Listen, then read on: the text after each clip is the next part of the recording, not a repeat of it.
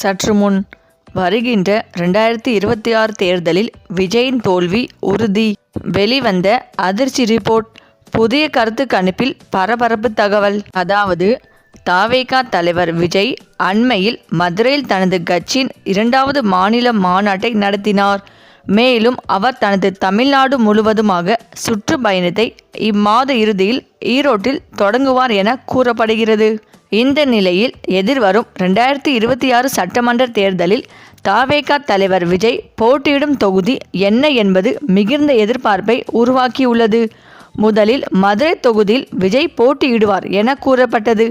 பின்னர் விஜயகாந்த் பாணியை பின்பற்றி கள்ளக்குறிச்சியில் போட்டியிட வாய்ப்பு உள்ளது என கூறப்பட்டது. இந்த நிலையில் அரசியல் விமர்சகர் ரங்கராஜ் பாண்டே தவேகா தலைவர் விஜய் வரவிருக்கும் தேர்தலில் எந்த தொகுதியிலும் வெற்றி பெற முடியாது என்று கடுமையாக விமர்சித்துள்ளார்.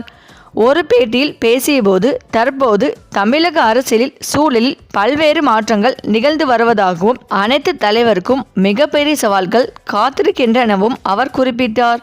குறிப்பாக எடப்பாடி பழனிசாமிக்கு பெரிய சவால் இருக்கிறது. கடந்த காலங்களில் தமிழக முதலமைச்சர்கள் பலரும் 90,000 மேற்பட்ட வாக்குகள் வித்தியாசத்தில் வெற்றி பெற்றனர். ஆனால் அடுத்த தேர்தலில் அந்த மாதிரி மிகப்பெரிய வித்தியாசத்தில் வெற்றி பெறுவது சாத்தியமில்லை என அவர் தெரிவித்தார்.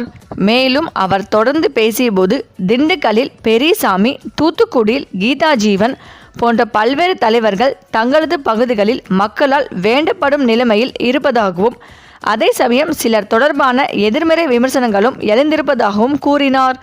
உதாரணமாக கல்வித்துறை அமைச்சர் பொன்முடி குறித்து அவருடைய மகனை அரசியலில் அறிமுகப்படுத்தி இருப்பது குறித்து விமர்சனங்கள் வந்துள்ளதாகவும் அவர் சுட்டிக்காட்டினார்.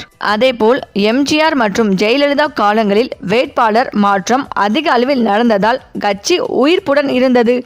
ஜெயலலிதா மறைவுக்கு பிறகும் அதிமுக அடையாளத்தை காப்பாற்றி வந்தது.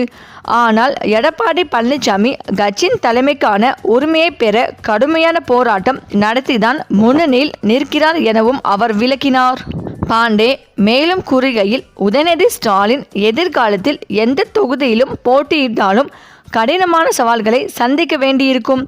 உதாரணமாக அவர் திருவல்லிக்கேணி அல்லது சேப்பாக்கம் போன்ற பகுதிகளில் போட்டியிட்டாலும் வலுவான வேட்பாளர் ஒருவர் எதிர்பார்க்கப்பட்டால் கடும் போட்டி ஏற்படும். அதேபோல் அவர் அவிநாசியில் போட்டியிட்டால் வெற்றி பெறுவார் என்று உறுதியாக சொல்ல முடியாது. அதற்கும் பெரிய சவால்கள் உள்ளன என்றார். இதனைத் தொடர்ந்து தொகுதியும் வேட்பாளரும் சேர்ந்து வரும்போதுதான் தேர்தல் வெற்றியை தீர்மானிக்கும் என்று அவர் வலியுறுத்தினார். திமுகவின் கோட்டையாக இருக்கும் சென்னை நகரத்தை எம்ஜிஆர் கூட மாற்ற முடியவில்லை. அங்கு எப்போதும் டிஎம்கேவின் ஆதிக்கமே நிலைத்திருக்கிறது என்றார். விஜயின் அரசியல் எதிர்காலம் குறித்து அவர் கூறுகையில், விஜய் எந்த தொகுதியிலும் போட்டியிட்டாலும் வெற்றி பெறுவதற்கு வாய்ப்பில்லை. அவர் அதிகம் சேதப்படுத்தக்கூடியவை கிராமப்புறங்கள், வன்னியர் மற்றும் பட்டியலின மக்களுடைய வாக்குகள்தான். ஆனால் அவர் வெற்றி பெறுவார் என்ற நம்பிக்கை எனக்கு குறைவாகவே தெரிகிறது என்று நேரடியாக கூறினார். மேலும் விருகம்பாக்கம் போன்ற பகுதிகளில் விஜயின் மனதில் இருக்கலாம் என்றாலும் அங்கு கூட வெற்றிக்கான வாய்ப்பு குறைவு எனவும் அவர் குறிப்பிட்டார். விஜயின் அரசியல் பயணம் இன்னும் தொடக்க நிலையிலே உள்ளது. ஆனால் அவர் எந்த தொகுதியிலும் வெற்றி பெறுவதற்கான சாத்தியம் மிக குறைவு என்று ரங்கராஜ் பாண்டே தெளிவாக கூறியுள்ளார். இந்த நிலையில்தான் வெளிவந்த பல கருத்து கணிப்புகளில் விஜயின் தோல்வி உறுதி செய்யப்பட்டுள்ளதால் அவர் இந்த 2026 தேர்தல் தான் கடைசி தேர்தலாகும். இதற்கு பிறகு அவர் அரசியலில் இருந்து முழுமையாக விலகுவார் என்றும் எதிர்பார்க்கப்பட்டுள்ளது. சரி, இந்த வீடியோ பற்றிய உங்கள் கருத்துக்களை கமெண்ட்ல சொல்லுங்க. மேலும் இந்த வீடியோ உங்களுக்கு பிடித்திருந்தால் லைக் பண்ணுங்க, ஷேர் பண்ணுங்க, மறக்காம நம்ம சேனலை சப்ஸ்கிரைப் பண்ணிக்கோங்க. தேங்க்ஸ் ஃபார் வாட்சிங்.